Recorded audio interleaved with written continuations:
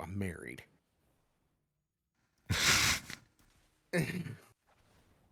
So what are you up to in the shower, buddy? I mean, I was collecting acorns. What else could I do in there? Yeah. What else do you do in the shower? I collect acorns.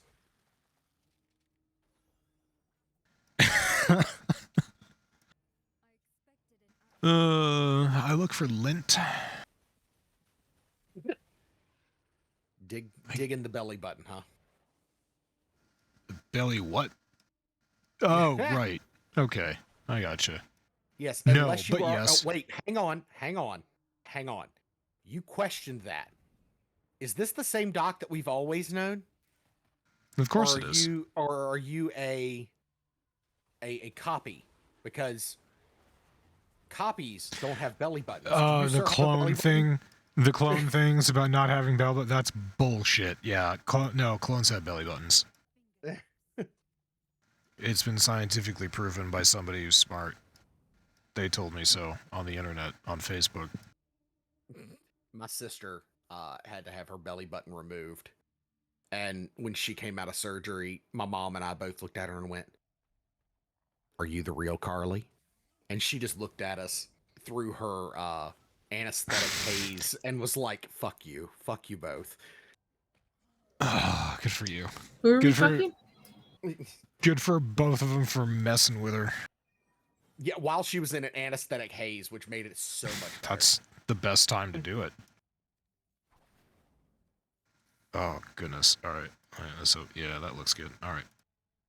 You can get going here. So, Masami beat you to the party, Zero. You're last this time. Oh, darn. The first time I've ever been last at anything, ever. Imagine my shock. Oh, wait. Let me just say I was always picked last because I was short, fat, and ugly, okay? Are you sure it wasn't just because you sucked at dodgeball? Oh, no. Actually, I was really good at dodgeball. You never know. There might be something where you finish first out. Yeah. I woke up with no filter this morning. Like, I used all of my willpower to just get out of bed and go to work. I stayed quiet as a mouse because I dared not open my mouth. Prepare yourself. Good. Oh, my anus is so ready. Wait. I mean, I can bring lube or I can just do it raw. Your choice. It's on. Let's see where the night takes us. It's on now, ladies and gentlemen. All right, yeah, welcome to the Church of Chonkwij podcast. My name is Angry Man Flipping the Squid. Joined tonight by OmegaConstruct, Pwn Lord, Musquit Me, and Zero Burn 75, whose avatar has just gone to complete poop. Look at it. Wow. Okay, Wait, thank you. When it's this tiny. I put a lot of hard work into that. It took me 10 minutes in paint. I was gonna say, I really hope that's not true. Because I'm looking at it. Quick. Don't forget, I'm looking at it through the producer screen on OBS, so it's even smaller than it is on Discord, and it sort of it looks like a purple. It looks like a purple starfish with crazy googly eyes just jumping up over a field of half green and half black. When you zoom out, that's what I see. Which I like, actually. I am a fan of googly-eyed starfish, just generally speaking. Do you like hot dog flavored water as well? No, but I do like this chocolate starfish. These are all references that nobody here gets. Yeah, nobody. Nobody wants to see Zero's high school picture where clearly he listened to Limp Bizkit. But so did I. So, all right. Wait, hang on. We were supposed to stop listening to that when we got out of high school? Fuck. Oh my god, yes. There was a movie that Fred Durst. Oh god, what was it? I think it was The Fan. Was it Superfan? Like that. Yeah, the fan. Yeah, like with John Travolta. Yeah, and it was a bizarre. I liked it because it was weird. It was a weird ass movie. But yeah, there was a track in there where one of the characters is driving home with their son, and Limp Bizkit comes on the radio, and the kid's just like, "This is stupid." And the guy's like, "Well, this was the pinnacle of cool when I was your age," and it turns out Fred Durst directed the movie. Oh man, good times, good times. But enough of all that.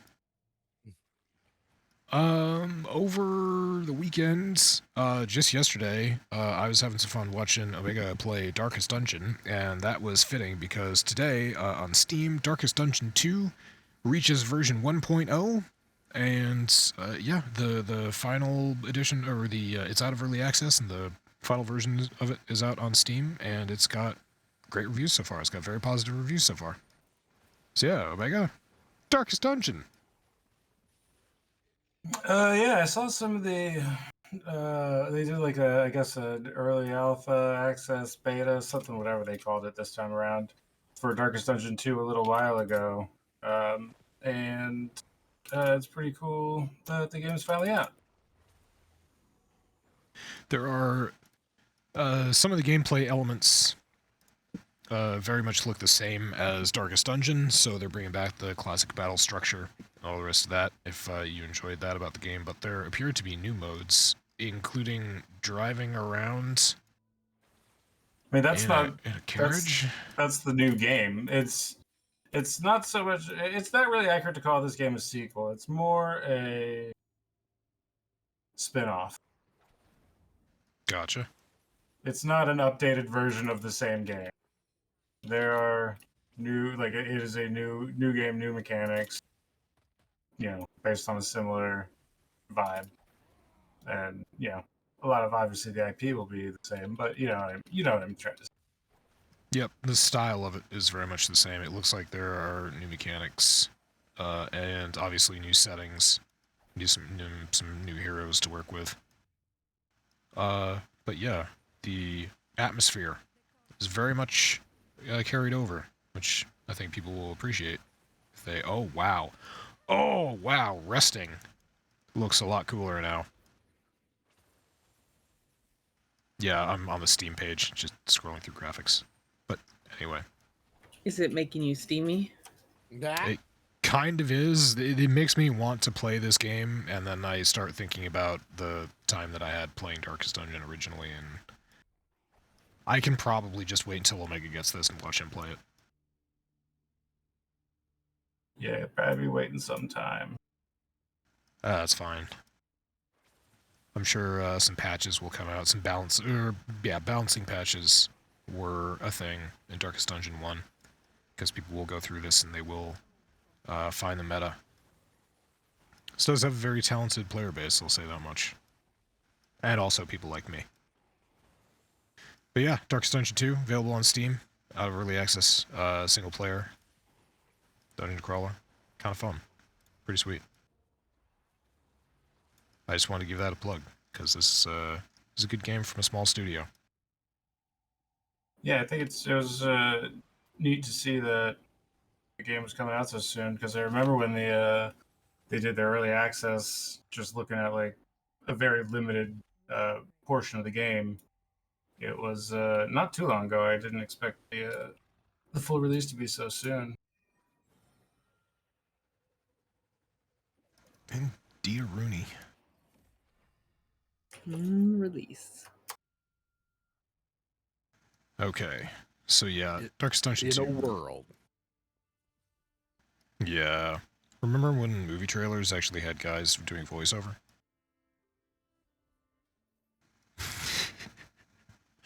Movie trailers aren't like that anymore. I wonder what happened to the movie trailer guy. I wonder what he's doing now. Besides smack.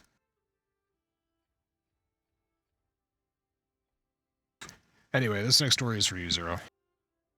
You get to take this because you're paying way more attention to it than I did. Anybody else who wants to chime in, go for it. But Phil Spencer takes full responsibility for Redfall's poor release. Yeah, that game sucked. It was not well received. I pulled the Steam page up on this one, and yeah, mostly negative. That's an understatement. So yeah, what is the game? What is the game, and then what happens? So essentially, Redfall. You're on this the island of Redfall, and they have an infestation of vampires. And said vampires, you have to hunt them and take them out, and blah blah blah. And they build this game as being massively open world looter shooter, who or that was going to be the next Borderlands, and it was going to be great, and it was and my buddy played it on stream for 3 days, or finished the campaign in 3 days of 8, 16, 24 hours essentially worth of streaming it live, and finished the entire campaign. This is a $70 game, by the way. Yes, and it's absolute shit. The graphics are terrible. They're very cartoony, and the way that the trailers looked, it didn't look that cartoony. There were a lot of issues where people were just getting stuck. Hitboxes weren't registering. There was, the AI was scaled way the fuck up, and it was, even on normal difficulty, it was just insanely hard. You were getting your shit pushed in quite easily, and it was just an awful, awful fucking game. And Phil Spencer, the game is bad, and Phil Spencer should feel bad, is the best way to put it. So I'll just throw in here some of the negative reviews that I read were focusing on gameplay mechanics and bugs. The sort of bugs that are game breaking, like when you kill an enemy, it doesn't actually die, it just becomes invincible. You fall through the world, enemies can clip through objects that you cannot. The AI is a shit show. Those were the most popular, the ones that were shared across the most reviews that I read. And then people had a myriad of other lists of just things that they did not like about the game.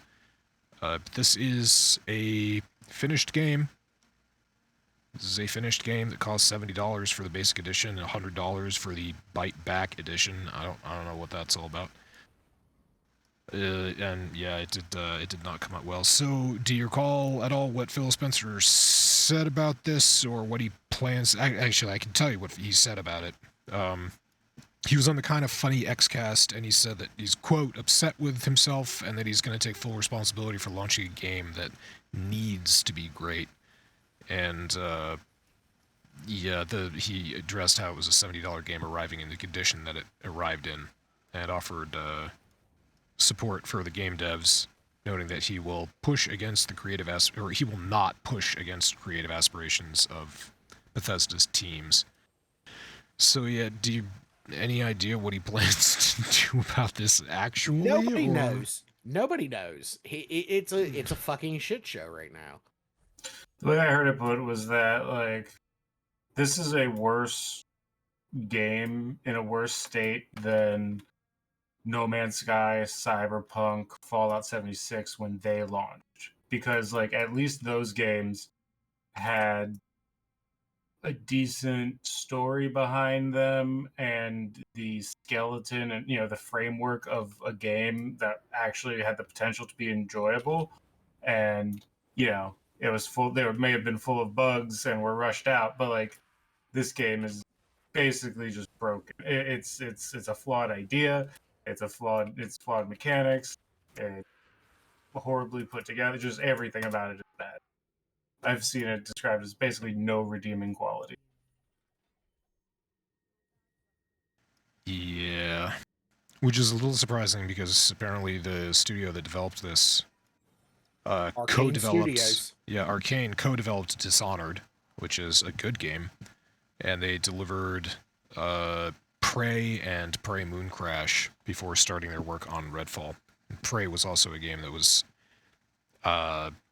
it was absolutely phenomenal for speedrunners, because there were multiple points in that game where you could just glitch right out of the map.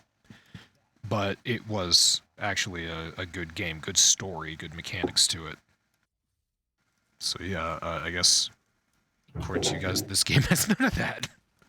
No, it's awful. It's like I wanted to buy it, and my buddy looked at me and told me, he said, "Dude, if you're gonna get it on fucking Game Pass. Do not buy it." I was seeing pictures on Reddit of like somebody, just one example of how just shoddy the game was. Somebody was up on the roof of a building, and mind you, this is like an open world game, so it's not like they did some crazy shit to get up on a roof that they weren't supposed to. Like, you know, just up on the roof of like a house or something.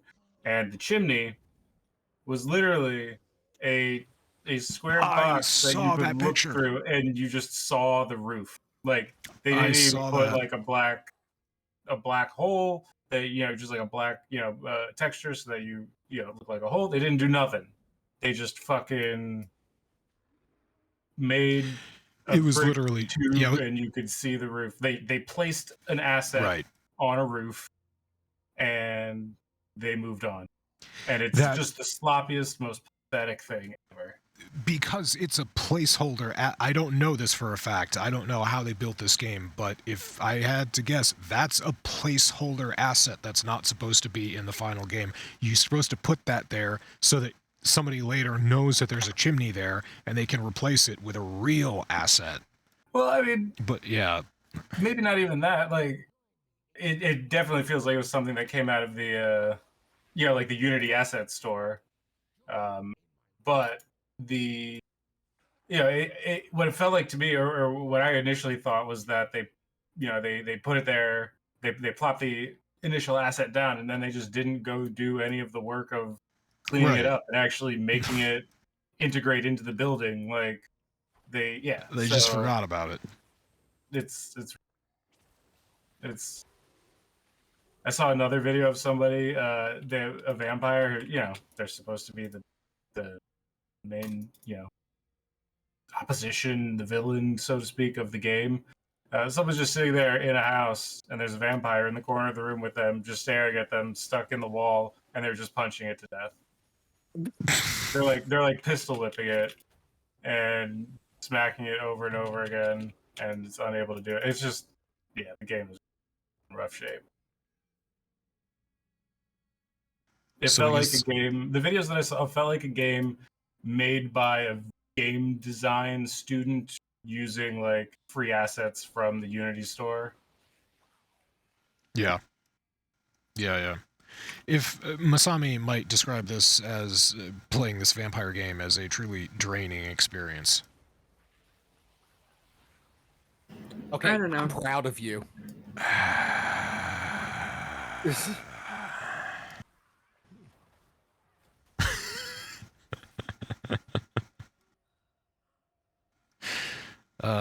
Yes, I feed on your disdain. No, it's not even that. I feed on your ambivalence. Oh, yeah. So I guess there's no word on how they're going to address these problems, if they're going to address them at all, or just accept this as a complete flop. But I'm sure that Arcane Studios is going to want to sort of take this by the helm. And Phil has said that he's not going to mess with them. He's going to support. He will not push back against creative aspirations of our teams, quote unquote. So, there you go. I mean, that's the new reality today. AAA games come out as steaming piles of shit that were rushed out because corporate C-suite dickheads forced it to happen. And it ends up being a piece of shit. Huge bunch of negative backlash. They make some half-hearted promises to fix it. They end up eventually getting a game that is perhaps 80% of what it should be, but it's much better than the 50% that it was on launch. People are mollified. The cycle continues. And people keep fucking pre-ordering games. Hi, future eliteness. Diablo 4 due out June 6th. Yeah. He knows why. Masami, would you say that this vampire game truly sucks? I'd say it bites, honestly. There we go. There we go. All right, so more on AAA dog shit later, but something fantastic that happened this week was Steam Beta pushed out an update, which I noticed immediately, sort of retooled the look of the Steam client, and little did I know until I opened up a game that more improvements lay under the hood. And it's taken several forms.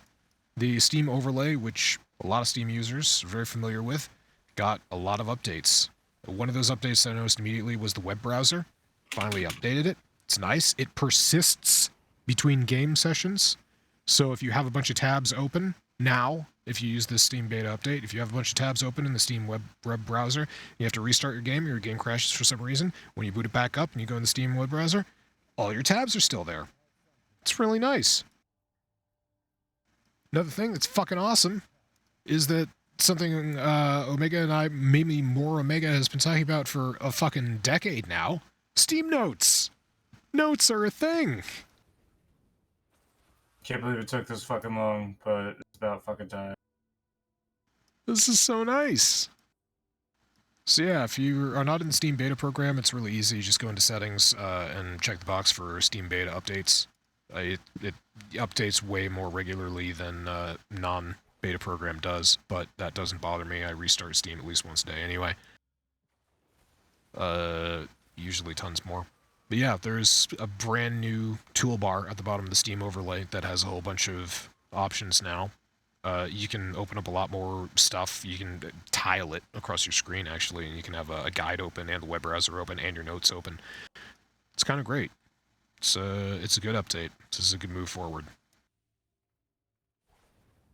So yeah, Steam Notes. And the notes. Have you checked out the notes yet? Anybody? No? Okay. I've not noted it. Oh, all right. So Steam Notes, it's actually really well thought out because you can create. Basically, you have two columns. You have a column on the left that is a whole bunch of titles of notes that you've created, and then you have the space on the right for you to write your notes down. So you can save tons of notes and you can organize them, so that you can carry them across games or just save them for later or whatever. Again, they persist. So it's a pretty good system. I'm very happy with Steam about this. Also, it's about fucking time. Game.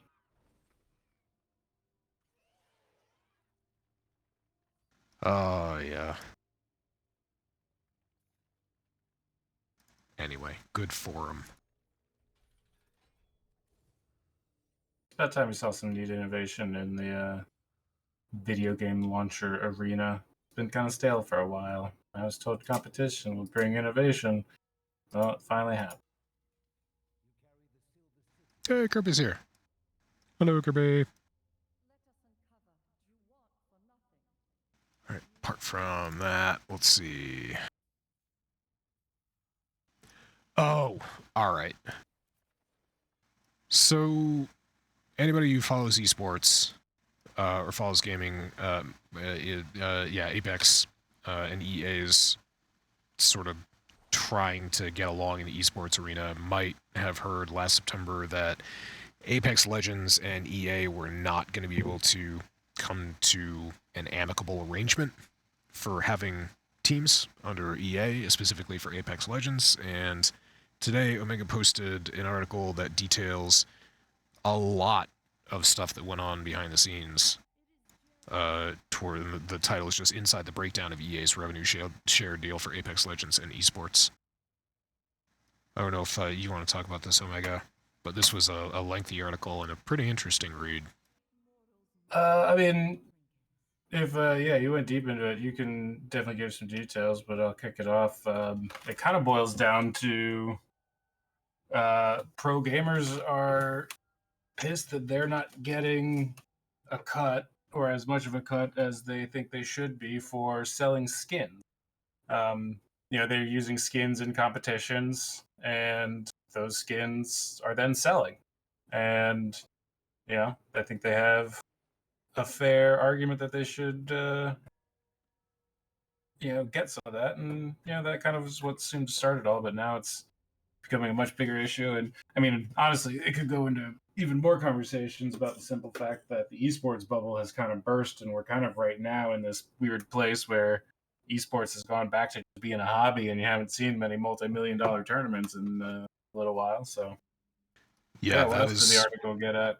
That is where this ends up, essentially, is that this is the esports field, whatever you want to call it, is not anywhere near as popular as it was, say, in 2012.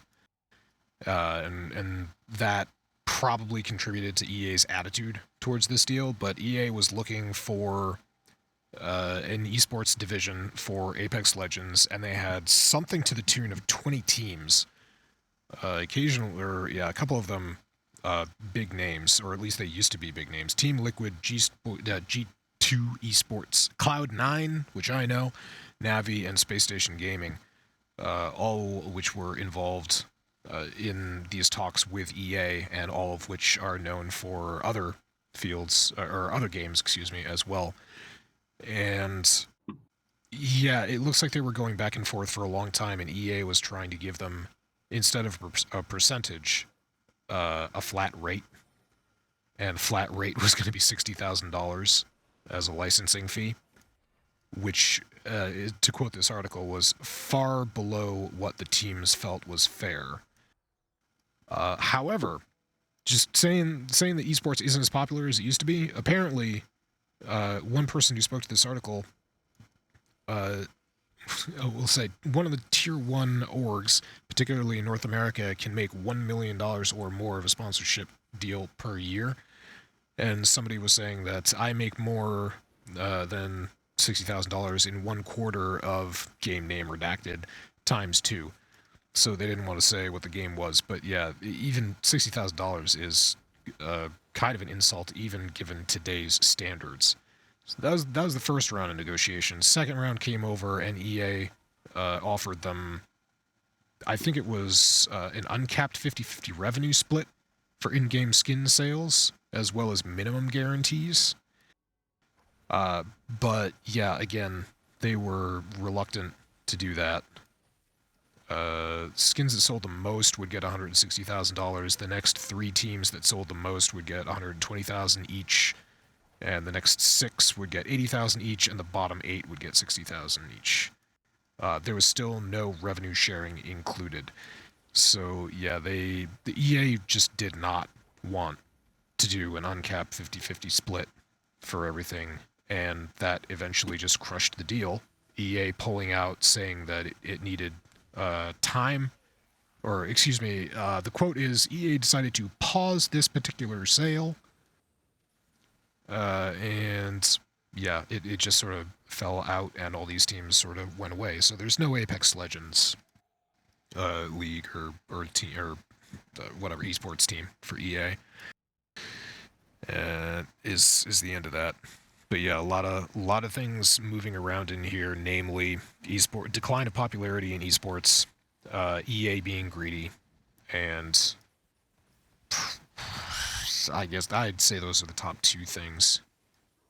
Yeah, it might even be fair to say it's not even the decline of the popularity of esports so much as it is the decline of advertisers who are willing to put a bunch of money into sponsoring esports broadcast.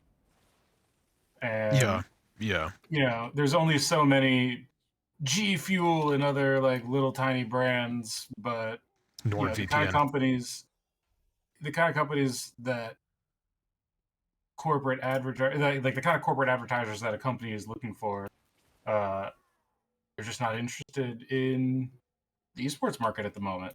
You know, when I was a couple years back, when I was doing some esports stuff, we had stuff with Intel, Samsung, and that money is dried up in a lot of ways.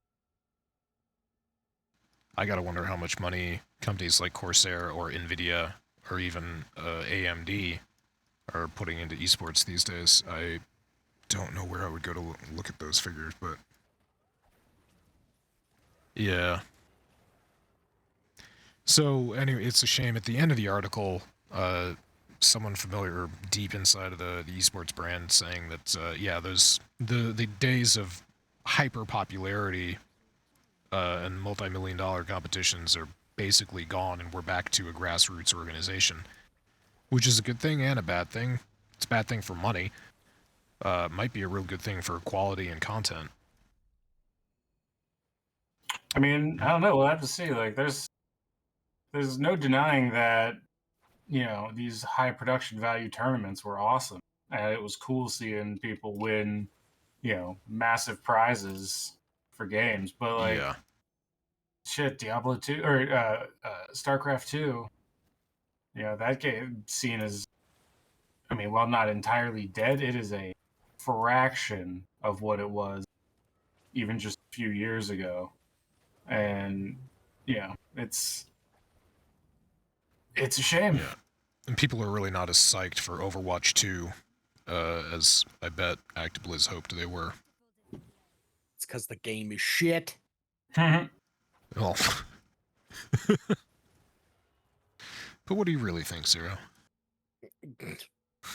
You don't want me to go there. It turns into a thing. I get angry. I start cussing a lot. It's just not who I want to be tonight. Kirby did not come to this podcast to listen to us curse. Leetness did. Why the fuck not? Exactly. Overwatch 2 isn't doing good. Esports League failing. Good. Fuck them. What happened? You posted a WoW article here that I didn't. I looked at it and then my brain immediately dismissed it. One of the that's what you should. That's sorry. the general consensus when it comes with WoW. When it comes to WoW nowadays, one of the developers asked ChatGPT what they should do for WoW, and it immediately said to revisit the Shadowlands. Oh, you're right. Okay, I remember now. The Shadowlands is the worst expansion that Blizzard has ever put out. Like by a long shot. You thought making pandas into a playable race was bad? No, Shadowlands. Making pandas a playable race seems like a fucking awesome idea. That seems like something that would get Doc to play WoW. Yeah. You let him be a panda? Yes. The Pandaren. It is a race. Oh. See, now Doc's gonna want to play WoW. I'm gonna have a new friend. No, seriously. I can't. I'm too big a graphics snob. I can't get by the 2004 engine. Yeah, well, I mean, I don't blame you there. But no, when it said that, he said his exact quote was, "I think my job is safe if AI is putting out this kind of suggestion." So, jeez. Did anybody else catch the news that Todd wanted to use fucking ChatGPT to make infinitely changeable dialogue options for NPC characters in Elder Scrolls? The new Elder Scrolls, I hope, and not redoing Skyrim for the 30,000th time. Why wouldn't he redo? Why wouldn't he? It's tradition. Skyrim Toaster Edition. I just thought that was hilarious. Yeah, get ChatGPT and the voice mod program that I've got to just feed text into there. So yeah, randomly generate text that has something to do with your situation, then feed that text into a voice generator, and then yeah, just infinitely different conversations that you can have with people. Random dialogue as you're walking by. You know, why not? Take all the fun right out of it.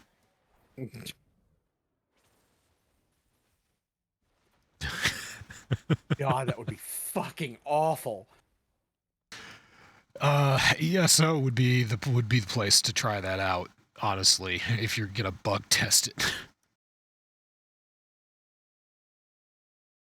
Oh, crying out loud. But yeah, that's the big world, the wonderful world of esports. So that deal's done. Gone and done. Alright. Something funnier that happened. Some more funny stuff. There is a Chinese brand called Power Leader, which I am just barely familiar with. And it launched a brand new CPU. Brand new CPU this week. It's really exciting because it's a Chinese brand. It's supposed to be... What?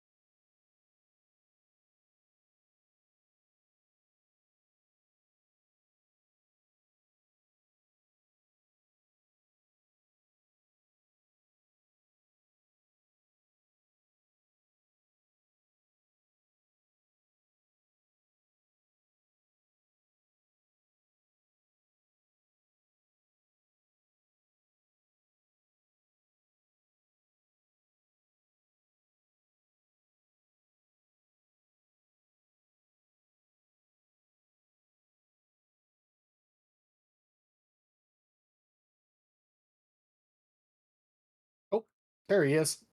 And he's back. Welcome back, Doc. Whole fucking internet in my house crashed. Ew. That wasn't great. Reconnection successful. Is it, though? Is it? Oh, yeah. We're back. We're back with an unstable connection. OBS is fine, though.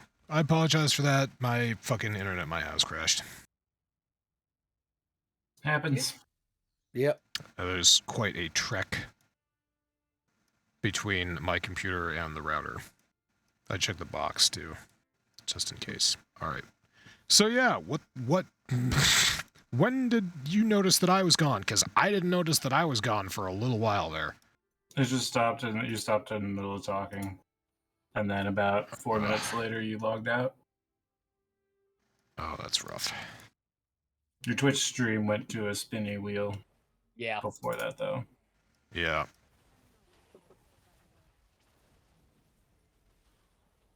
Alright, let's make sure everything works.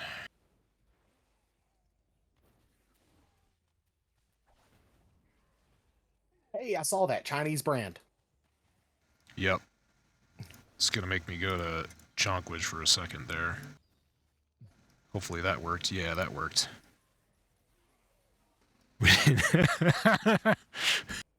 Somebody goes back and pauses, they can see my shitposting meme. I love it. That is probably the best meme ever. Yeah, it's been real heavy. It's been real PO. I'm not complaining. It's been real PoE heavy in Chonkwij for a couple days now. Fluffy is really excited. He's really excited to be playing that game. He loves that game a whole hell of a lot. He always has good things to say about it. Except for when he doesn't. Except for when he rages about how it's the worst game of the fucking planet and he doesn't know why he keeps on going back for more and more abuse. I identify with that so much as I sit here and play WoW. Yeah. Anyway, alright, yeah, so only a couple stories to go. So I was gonna say, there's a Chinese brand. It is called Power Leader. I am not terribly familiar with this brand, but I do know of it. And what I know of it is memeably funny. But this week they launched a brand new CPU. It's a brand new model, the P301105, and it is a 3.7 gigahertz base processor. And people decided to sort of examine it and discovered that it was actually just a rebranded Intel i3 from 2021. So I thought this was very funny. So yeah, this Chinese company unveiled its new PowerStar P301105 CPU, touting a new Storm architecture. However, Tom's Hardware spotted a talk on Twitter which convincingly unmasked the chip as an Intel Core i3 10105F Comet Lake CPU, which was initially released back in 2021. And they're telling this because physically the CPU is identical. The same print format is found on the IHS. Spec-wise, they're both basically identical. And there's a lazy reshuffling of Intel's 10105 code to 01105 for PowerStar. See, this is a legit Chinese knockoff. Wait, is it a knockoff or is it just like... It's the same thing. Rebranding? Are they literally buying old Intel stock and just rebranding it? Or is it like a knockoff Chinese version of it? There is no indication that this was produced by anyone except Intel. I'll put it that way. And whatever they're deciding to call it, whatever they're deciding to brand it as, it is a 2-year-old i3 processor. So I'm not sure if this is even legal, or if they even care, or if this is actually a licensing deal that they bothered to scrape together with Intel. But this is not an original processor. It does not have Storm architecture. There is nothing original about it. even though it's billed to be the next biggest processor in Power Leader's line. PL P-Star, trademarked P3. You know, bigger the better. That's right, big PP.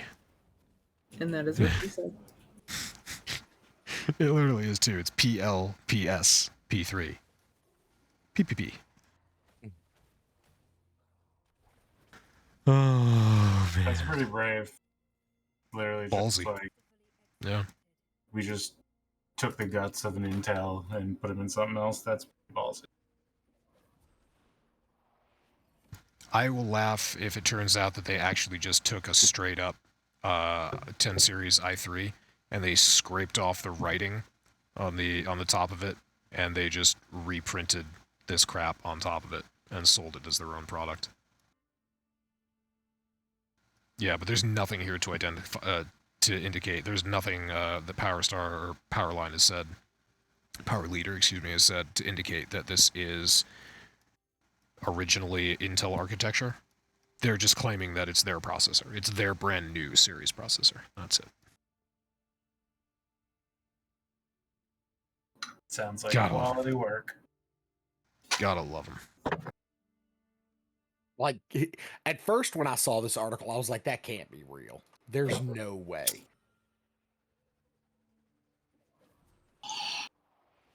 We live in a world where people have bought cheap Chinese hard drive to open them up, and it's literally a USB stick inside a plastic case. Forgot about that. I forgot that happened. Christ. Like, it's literally that with a few lead fishing weights to make it feel heavier.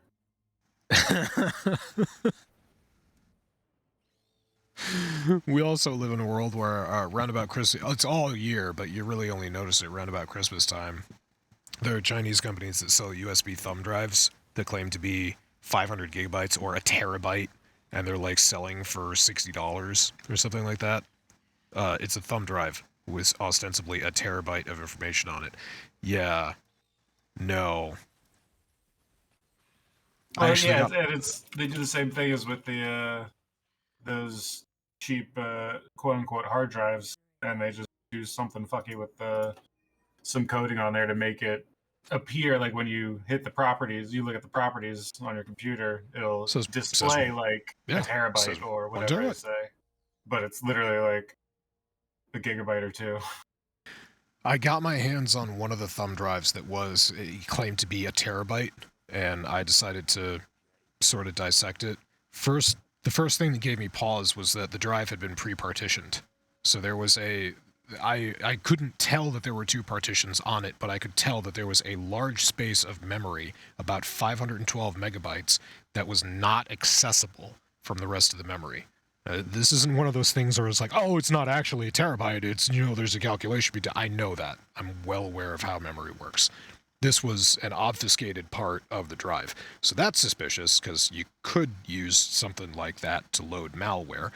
But what really was fascinating to me was the part of the thumb drive, the part of the memory on the thumb drive that I could see was probably about a gigabyte.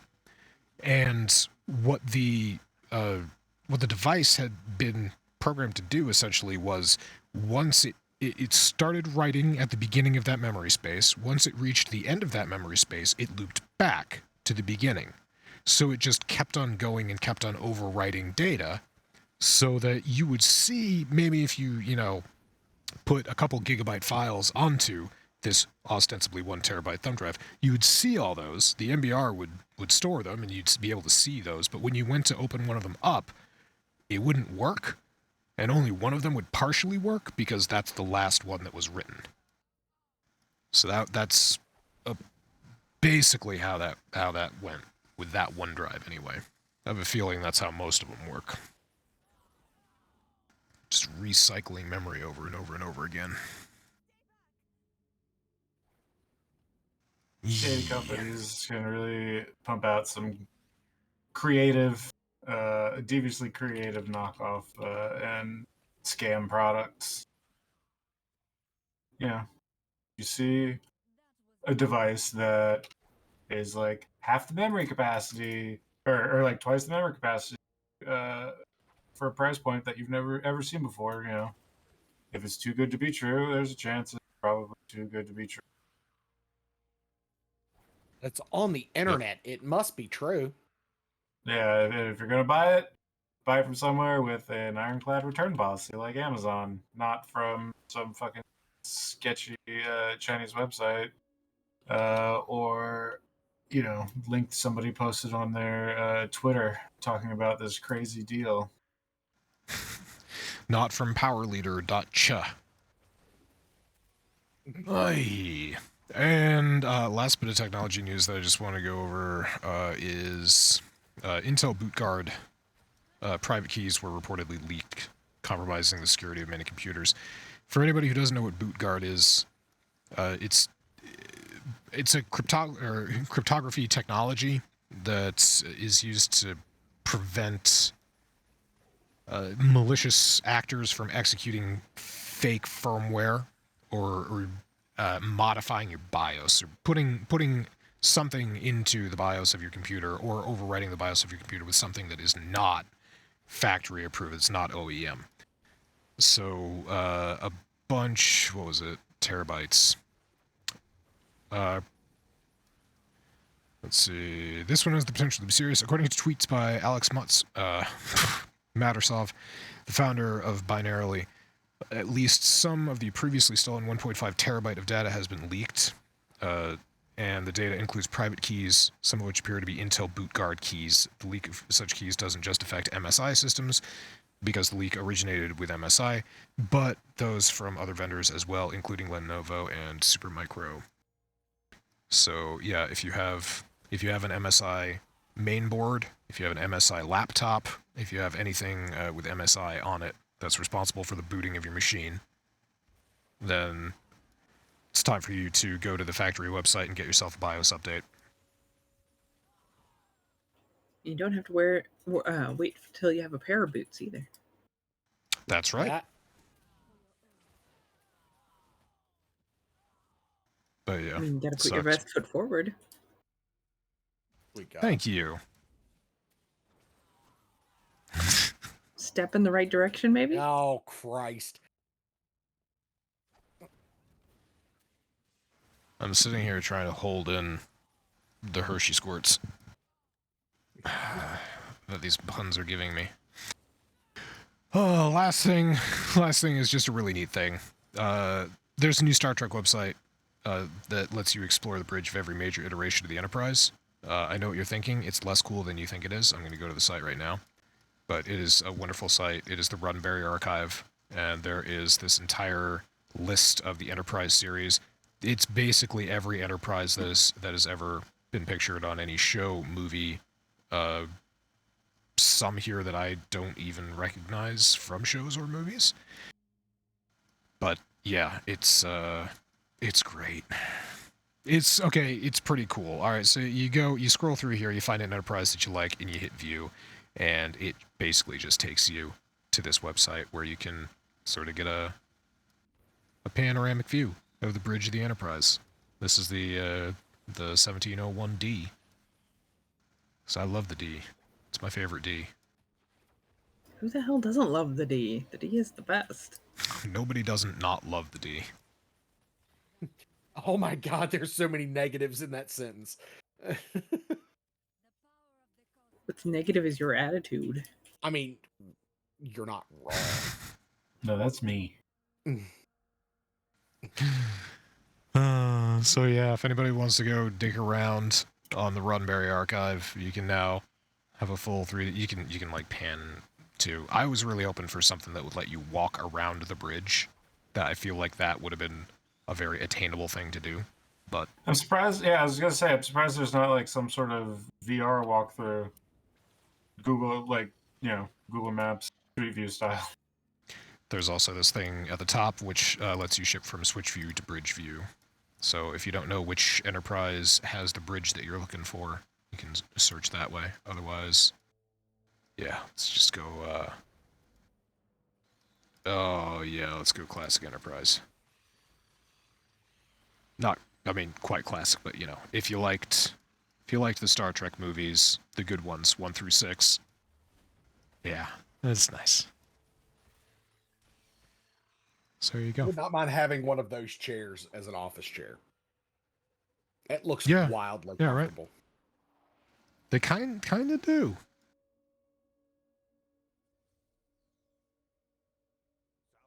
I love how they've these split up into the Prime timeline and I just assume it's called the Abrams timeline. It's called the Kelvin, but that doesn't matter. Hate it. Yeah. Yeah. Apparently, people think that Picard Season 3 is okay. Yeah, well, people are... Seasons 1 and 2 set a pretty low bar. It's nothing but TNG like nostalgia porn. I'll be honest. I've seen it all. I've caught thoroughly up. Yeah, season 3 is probably the only season worth watching, but you kind of need to watch the first two in order to like. There's some callbacks and shit, but there. I still haven't watched season 2. Me neither. I think Omega and I watched season 1 just so that we could make fun of it. In fact, I think there have been numerous conversations between the two of you about watching the next 2 seasons just to make sure that you could meme the shit out of the next 2 seasons. I mean, there's moments where you're going to have fruitful opportunities for that. I just don't have the energy. I'd rather watch something good. Yeah, there's too much good TV nowadays. There is good TV. Yeah, there's good TV coming back. If you want, like, you want to talk about another season 3 that I was surprised to hear good things about. Mandalorian season 3 came back and I watched it and it was pretty good. It's pretty great, actually. A couple episodes. I told Omega this. I know that it's a good show when I think I have a bead on how everything works in the show, and then an episode comes around and I continually ask myself, what the fuck is going on? In a good way. So yeah, they did some good stuff. They did some cheesy stuff too, but overall I'd say Mandalorian season 3 was good. Omega got me to watch Severance. Severance was pretty good. I enjoyed Severance. The next one, if you're done with that, we gotta talk about that sometime. Yeah, the next one that you're gonna get me to watch, I have a feeling, is Succession. Yeah, I just started watching Succession. I'm late to the party on that one. I think their season 4 is like in the process of coming out now, I believe, or it's just finished or something, and it's the final season, I think. But I've been hearing all sorts of hype about it. Just hearing it mentioned all over the place. Finally watched a few episodes. Only like 3 episodes in, but definitely got my attention. I'm only 3 episodes into an entire show, so I can't give it a full judgment. But it is a hilarious, dark, depraved, disgusting display of obscene wealth and the kind of horrible people that have it, and pretty damn funny at the same time. The cast is pretty great. Yeah, it doesn't have. I don't know who the elder gentleman is. I don't remember the name of the elder gentleman who's in that show. But I forget his name. But he's the captain in Super Troopers. The old guy who's the captain of their squad. Yeah. Exactly. Yeah, he's also in he's in more than one of the Jason Bourne movies. I wouldn't know. But who's it? Kieran Culkin, Macaulay Culkin's brother's in it. He's pretty fucking great. The Enterprise bridge that we're spinning around right now is the bridge from Star Trek 6, The Undiscovered Country, where Sulu sits aboard. This is Captain Sulu's ship. Or it's the same class as Captain Sulu's ship, obviously. The Enterprise still existed in a different form during that movie. But it's a neat ship. And yeah.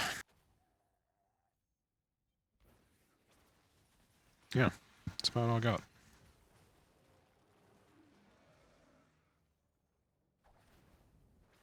It's all right. Is it Brian Cox? All right, yeah. Now Kirby's gonna get me to look this up. Yeah, that sounds about right.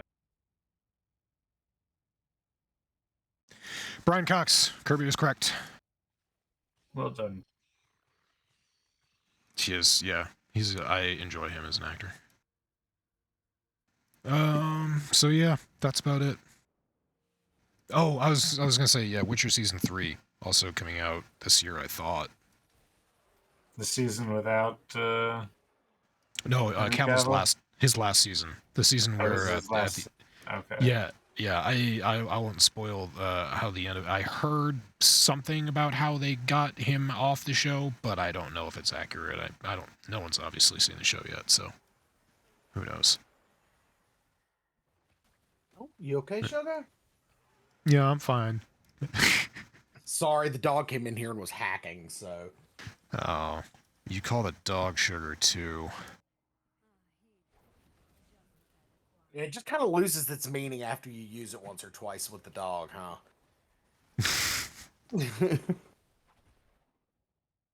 Oh, well. So yeah, sorry about the technical difficulties. That was fun. Don't exactly know what happened there, but I'm sure I'll figure it out in the next hour or two. And yeah. Who's your ISP up there? Verizon. Well, there's your problem. No, they're actually super good. They're super good because I have a business package, and they like their business customers. There's also no such thing as a good ISP. You could have listed any ISP, and It's you would have true. said, "There's your problem." I mean, that was kind of the point. Thanks, Omega. Did you know Earthlink is still a thing? God, is it? Yes. That's awful. You can pay Anything's better than Earthlink. You can pay like $79 a year for dial-up internet. I mean, for some poor bastards in some places, that might just be what they have to get. Yeah. Imagine being a hermit. Yeah, you want to be way out in the middle of nowhere. Gotta watch porn somehow. Yeah. Imagine being so One line fucking... of a picture at a time. Oh yeah, back the way JPEGs used to load. The good old days. Imagine being so fucking remote out in the boondocks that you can't even get satellite. Oof. If you live near a mountain. You only get internet for like 3 hours a day. Yeah. Oh, there's your problem. You're living by the mountain, not on the mountain. Start climbing, you lazy fucks. When I was working for Dish, they had their internet, and I forget what it was called. At the time, it was absolutely atrocious because I worked on the installation support line, and I had an installer call me one time and say, "I don't know that this is going to work." I said, "Okay, can you email me a picture and I'll tell you whether or not it's going to work?" He sends me a picture, and the dish has to aim to the south. He was on the West Coast, so it had to aim southeast. And he sends me a picture next to a mountain, or a rather large hill, and is like, "So I can make it work?" And I said, "Okay, how? Explain to me how." He said, "Oh, I can put it up on a 23-foot pole." And I said, "Oh yes, because when the wind blows once, that's not going to cause an issue." And he was like, "Yeah, I was kind of thinking that." And I said, "Then why did you say it out loud?" My mind immediately went to lightning rod. Yeah, well, I mean that too. Yeah, I just got grounded. It'll be fine. Yeah, satellite dishes are built for lightning strikes. That's true. I'm sure that's true. It'll be fine. I think my favorite thing was working on the television technical support side, and it was the people who believed the myth that you could spray cooking spray on your dish and it kept the snow from collecting on the dish. That is an absolute myth, because essentially what you're doing is when the sun hits that, you've turned your dish into a giant frying pan, and it's going to have this nice coat of sticky, non-reflective Pam cooking spray on top of it. Good job, dumbass. And by the way, you're paying the $299 it costs for me to send somebody to come out there and fix that, because they're going to have to replace your dish. Just gotta get out there with a sponge and some dish soap and a little elbow grease. Yeah, and then have somebody come out and repoint your dish. Ah, that's easy. You just take a picture before and after. That's fine. There's nothing you can't not do by yourself at home.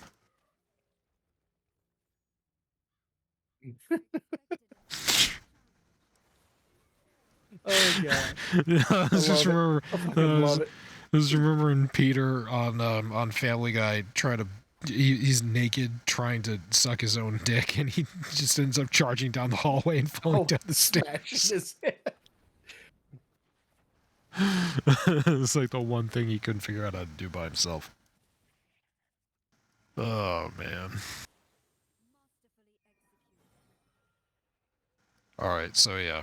GG's. Again, yeah, technical issues, blah, blah, blah. But we'll be back same time, same place next week. Penis. Fuck Putin, fuck Winnie the Pooh.